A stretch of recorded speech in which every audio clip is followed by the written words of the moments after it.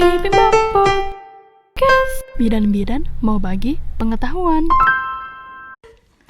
Assalamualaikum warahmatullahi wabarakatuh. Waalaikumsalam warahmatullahi wabarakatuh.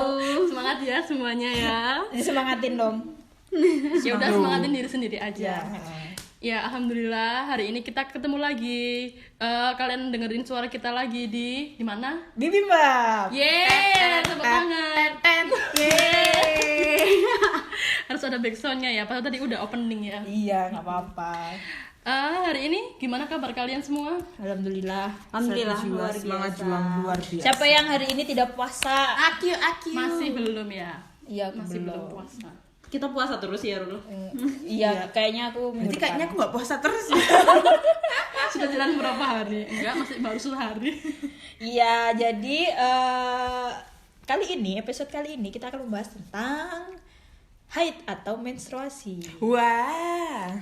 Ada apakah dengan menstruasi? Ada apa? Ada apa? Jadi Ada banyak. ada banyak. Yang seperti kita tahu menstruasi itu kan tamu bulanan, sesuatu yang sangat wajar oleh wanita, yang dialami oleh Termasuk kita. para wanita ya. Yang ini belum, yang nggak puasa ini kan karena menstruasi kan ya. Bukan karena males kan ya. Alhamdulillah bukan Enggak, ya. Alhamdulillah iya. masih semangat buat puasa. Jadi kalau cewek itu sudah menstruasi berarti organ reproduksinya itu sudah bekerja atau berfungsi dengan normal seperti itu. Kemudian Nah, jadi karena tadi juga udah dikasih tahu, kita hari ini akan membahas terkait menstruasi. Normalnya menstruasi itu seperti apa? Atau kalau di bahasa medisnya, itu kita nyebutnya fisiologis menstruasi. Bentar. Boleh nggak sih kenalan dulu? Mungkin ada yang lupa. ini kenalan lagi nih. Ya nggak apa-apa. Ya tidak sebut apa-apa. aja namanya. Sudah. Pertama siapa? Ya di sini sudah ada Bidan Nia, terus aku Mita, terus ada Taco sama Ruli. Halo. Hai. Semoga masih ingat dengan suara kami. Suara medok. Suara medok. Oke, lanjut nih ya. Jadi nanti di sini kita juga mau bahas nih gimana sih kok bisa nyampe ke menstruasi? Kok bisa sih kita menstruasi?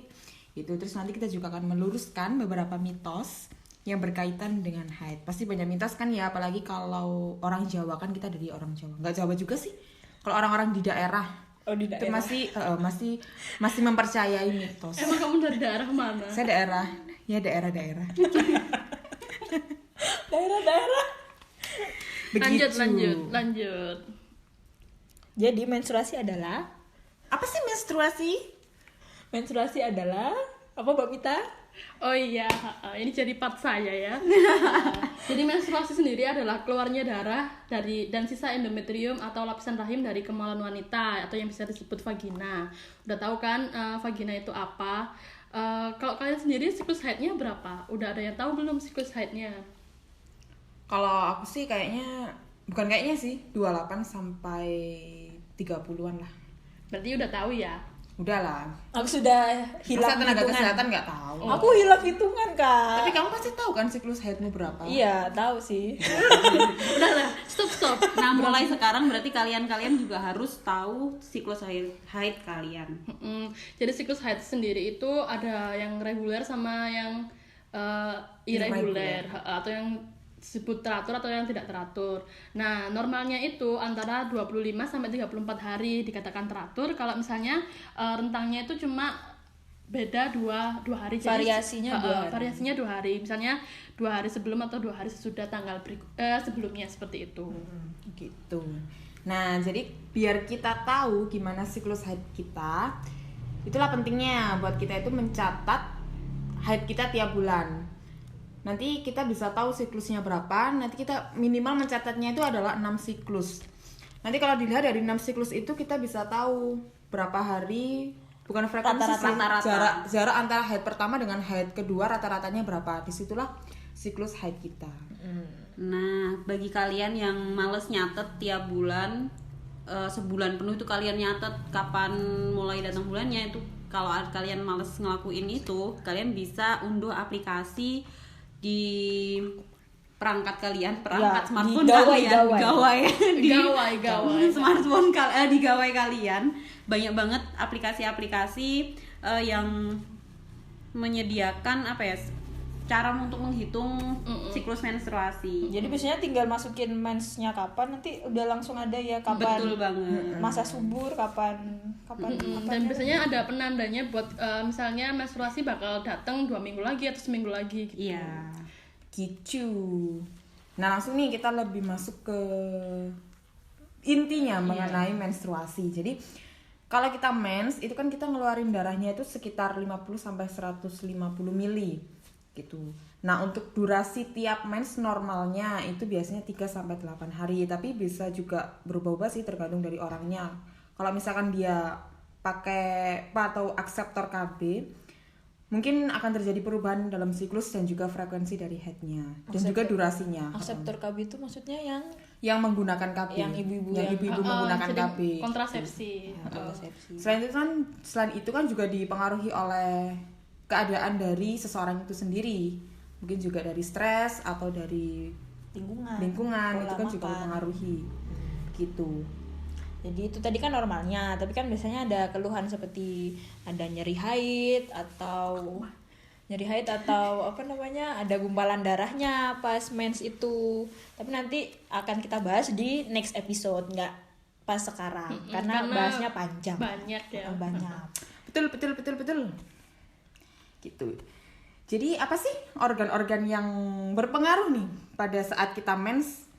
Sebenarnya ada banyak organ. Cuman kalau di daerah kewanitaan atau di ya berhubungan dengan kewanitaan itu ada 3. Namanya ada ovarium, hidung telur, atau ada ovarium atau indung telur. Maksudnya itu. Kemudian ada uterus dan juga pastinya ada Uterus atau rahim sama uterus itu kalau bahasa medisnya. Kalau rahim kan bahasa awam. Ya bahasa umum lah. Umumnya. Kemudian juga yang tentunya ada otak. Otak kan pasti berpengaruh pada segala jenis aktivitas kita, ya enggak? Ya. Oke, siap. Nah, selain itu kan juga ada hormon-hormon nih kayak hormon estrogen, progesteron, FSH, kemudian juga ada LH. Jadi mereka tuh bekerja sama satu sama lain untuk menghasilkan suatu kegiatan yang bernama menstruasi. Ribet ya, Kak ya? Ribet sih, kita aja kuliah juga ribet ya nggak? Iya, benar. Ini kan kita bahasnya 4 tahun loh kuliah. Coba di sini aja kita baca cuma 1 jam, gila keren banget. Wah, gila.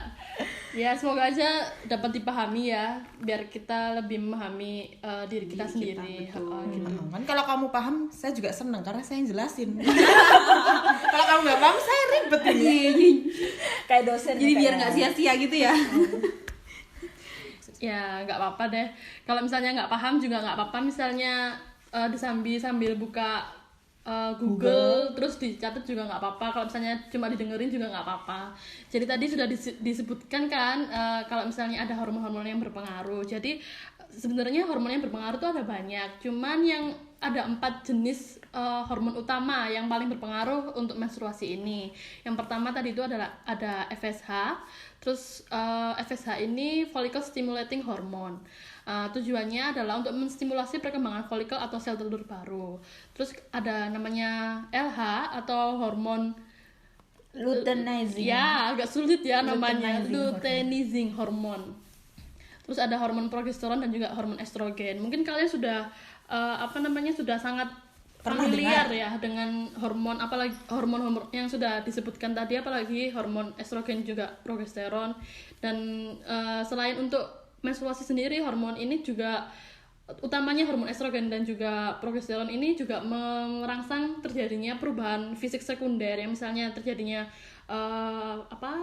seperti pembesaran payudara seperti itu. Terus kemudian menghaluskan kulit, jadi kulit wanita itu biasanya lebih halus gitu ya daripada kulit laki-laki. Glowing. Glowing apa flawless sih? Glowing. Jadi sebenarnya skincare juga perlu, tapi hormon ini juga lebih perlu sih sebenarnya. Tapi juga kadang bikin jerawatan nggak sih? Iya, jerawat bopeng. Karena kadar hormon tiap orang kan beda-beda. Iya. Terus lanjut. Sudah ya? Udah. Mau bahas apa lagi Tadi sekarang? hormonnya ada apa aja, teman-teman? Ada 4. Ada FSH, LH, estrogen, sama progesteron. Semoga inget ya teman-teman ya. Karena nanti dibahas lagi di fase pembahasan selanjutnya. Selanjutnya tadi kan sudah ya dijelaskan, kemudian bagian yang lumayan berat nih habis ini. Semoga bisa dipahami. Jadi Amin. organ di rahim itu kan ada indung telur yang tadi udah dibilang itu atau ovarium ya. Di ovarium atau indung telur ini punya 2 fase yang berbeda pada proses menstruasi, yaitu ada fase folikular dan luteal. Kalau di ovarium atau indung telur ada 2 fase, nah di rahim ini ada 3 fase, yaitu ada fase haid, fase proliferatif, dan fase sekretorik atau progestasional. Oke, kita bahas yang fase folikuler di indung telur dulu ya. Ini kayak kuliah. Iya, kayak kuliah, banyak. Tarik nafas dulu. Seret Kak. Iya, seret Kak, nggak bisa minum Kak. Jadi di fase folikuler ini mulai terjadi pematangan sel telur. Jadi dari sekian calon sel telur yang mau matang, hanya ada satu yang bisa benar-benar matang dengan sempurna, yang dibantu oleh bantuan hormon FSH dan estrogen. Nah, proses pematangan sel telur ini kurang lebihnya selama 14 hari, seperti itu. Nah, selanjutnya tadi kan ada proses pematangan sel telur. Jadi ajaib banget sih emang tubuh kita ini ada 2 organ yang Bekerja bersama-sama. nah betul kerjanya tuh barengan. Maksudnya Koordinasi ada ya. saling berkoordinasi. Ketika di indung telur itu sedang terjadi fase folikuler atau ketika telurnya masih dimatangkan, maka di rahim kita akan terjadi peluruhan dinding rahim atau proses ini kita sering sebut dengan menstruasi. Jadi pada hari pertama kita menstruasi itu adalah awal dari siklus baru. Kemudian ada yang namanya hormon prostaglandin. Nah, hormon ini akan merangsang kontraksi ringan di rahim untuk membantu pengeluaran darah dan jaringan dari rongga rahim agar bisa keluar. Kalau produksi hormon prostaglandin ini berlebihan, ini akan menyebabkan dismenor atau nyeri haid kalau kalian sering tahu. Gitu. Jadi gara-gara hormon prostaglandin ya. Iya, betul. Dibahasnya nanti ya, tapi ya. Iya, karena panjang. panjang. Lagi panjang. Lanjut, Kak. Sampai mana tadi? Sampai pematangan. Sampai pematangan sel telur. Nah, kalau sudah ada satu yang mateng, nah itu siap dilepas. Dilepas dari kandangnya, wena. Dari kandangnya. Wena. Wena. Orang Jawa, Kak. Nah, kalau sudah sudah matang dengan bantuan hormon-hormon lagi nih, dia akan keluar dari indung telur menuju rahim. Dan di indung telur ini setelah sel telur keluar ada yang masih tertinggal. Nah, yang tertinggal ini namanya corpus luteum. Terus apa yang terjadi pada sel-sel telur yang tidak matang? Dia nasibnya akan mati. Dia akan mati atau berdegenerasi seperti itu. Kemudian tadi kan ada corpus luteum yang di indung telur. Dia ini tugasnya adalah memproduksi hormon estrogen dan progesteron. Hormon progesteron ini gunanya tadi adalah untuk mempersiapkan kehamilan. Selain itu, dia juga menghambat produksi FSH dan LH. Jadi ingat ya, corpus luteum memproduksi hormon estrogen dan progesteron. Hormon progesteron ini gunanya untuk mempersiapkan kehamilan. Okay. Dan untuk menghambat produksi FSH dan LH. Jadi ada timbal balik yang menghambat gitu ya? Iya, ada apa namanya? Feedback negatif namanya. Seperti itu. Ya, ini salah satu tujuannya juga biar telur yang dikeluarkan satu itu terus di indung telur nggak produksi dulu. Nggak produksi dulu. Pabriknya nggak produksi. Siklusnya bisa berjalan berurutan. Kemudian selama di fase luteal ini di rahim terjadi proses apa, Kak? Nah, selanjutnya di rahim itu ada fase proliferatif. Jadi fase proliferatif di rahim ini tuh bersamaan dengan fase folikuler yang di ovarium. Nah, saat terjadi ovulasi, si rahim itu kan yang habis meluruhkan jaringannya itu kan akan memperbaiki diri. Istilahnya dia akan menebalkan dinding rahimnya kembali. Kemudian penebalan dinding rahim ini dipengaruhi oleh hormon estrogen. Fase proliferatif ini kan berlangsung selama akhir haid hingga terjadi ovulasi selanjutnya. Setelah ovulasi ini nanti akan masuk ke fase sekretorik atau progestasional yang akan dipengaruhi oleh progesteron. Nah, intinya progesteron ini akan membuat rahim itu siap kalau nanti sewaktu-waktu ada hasil pembuahan yang bakal nyampe di rahim. Begitu. Seperti itu. Kemudian kalau selama 14 hari sejak ovulasi atau keluarnya sel telur yang matang tadi akhirnya nggak ada pembuahan atau dia tidak ketemu sama sebuah sperma bener dong. Iya nanti ya bisa jadi calonnya. Sperma dia akan mana tadi ini maka si corpus luteum mencari apa bukan maka si corpus luteum ini lama-lama akan mati juga karena kemudian si telur matang ini juga akhirnya mati. Jadi gara-gara tidak ketemu sperma, corpus luteum sama sel telurnya itu mati. Patah hati kah? Patah hati tidak ketemu sama sperma. Kemudian corpus luteumnya mati, produksi estrogen dan progesteronnya itu menurun drastis. Kemudian karena tadi tugasnya progesteron itu menghambat FSH dan LH, karena dia mati, jadi feedback negatif itu nggak ada. Jadi FSH dan LH itu akhirnya diproduksi lagi. Nah, karena FSH dan LH diproduksi lagi, maka proses pematangan sel telur baru ini akan dimulai lagi. Jadi dimulailah fase folikuler seperti semula selanjutnya. Nah, kalau di rahim sendiri, karena tadi progesteronnya sudah nggak ada, akhirnya rahim itu melepaskan yang namanya hormon prostaglandin. Dan seperti yang sudah disebutkan tadi, prostaglandin ini menyebabkan adanya nyeri haid. Jadi, kemudian prostaglandin ini juga menyebabkan kematian lapisan rahim dan pembuluh darahnya. Dan membuat mereka meluru. Dan sehingga kita akan memasuki yang dinamakan menstruasi atau peluruhan darah dari dinding rahim itu sendiri.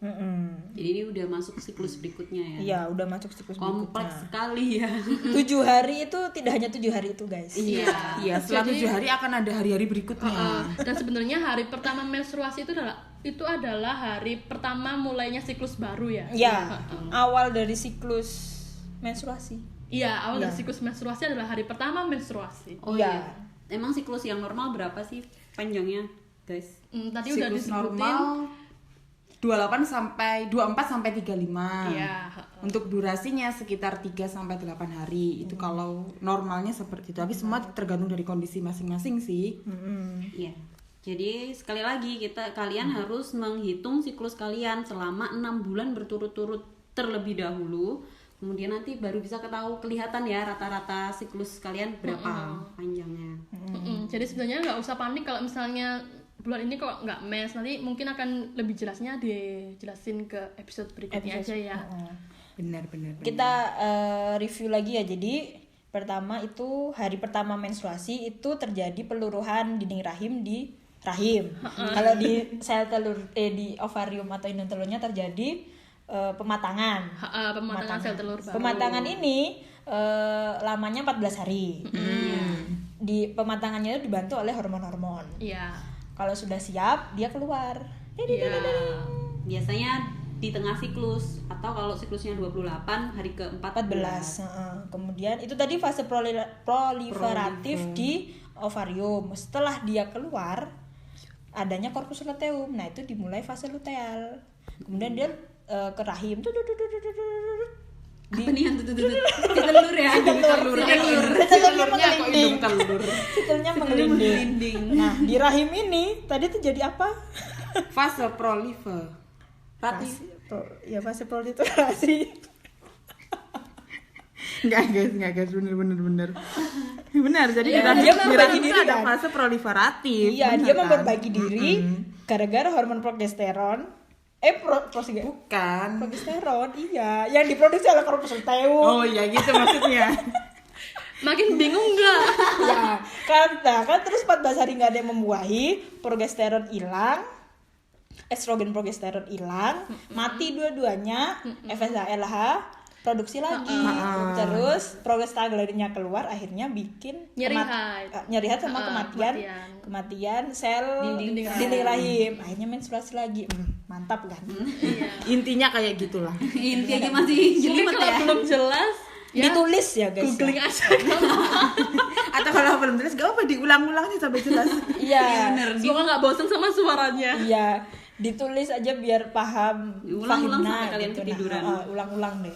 Ya, karena kita sebagai wanita sih harus paham ya gimana siklus menstruasi kita. Karena itu nanti juga berhubungan nih kalau kita udah nikah, kita mau punya anak, biar cepat punya anak kita juga harus tahu siklus mensnya gimana. Jadi nanti kalau udah masa subur langsung. Langsung apa? Yes. Langsung 46 kan? Langsung gitu. Gitu. Iya. Kemudian Terus apa lagi nih? Tadi nyinggung nyeri haid, PMS itu mau dibahas kapan nih? Adalah nanti episode selanjutnya, tunggu aja. Semoga podcast kita tetap berjalan ya. iya Amin. Tergantung kalian. Iya, tergantung Harus mau mendengarkan. tergantung kalian yang mau mendengarkan kami. Support kami terus ya guys. Iya.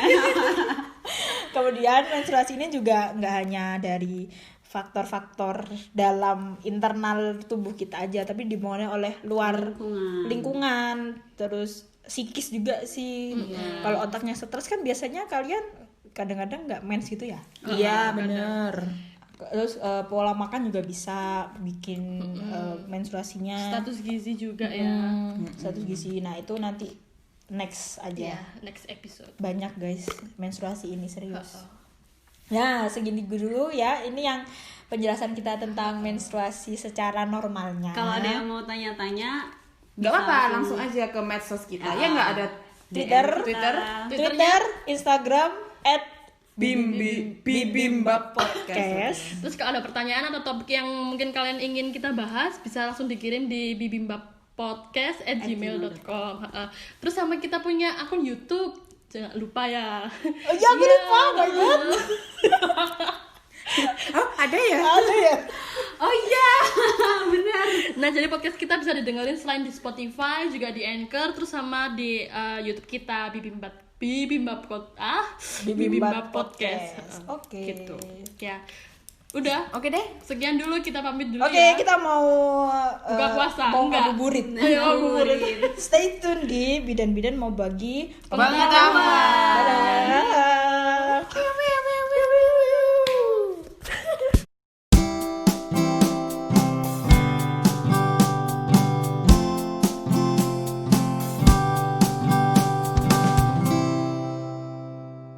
Gimana podcastnya? Seru kan? Tetap dengerin kami di episode selanjutnya. Tetap di Bibimbap Podcast. Dadah.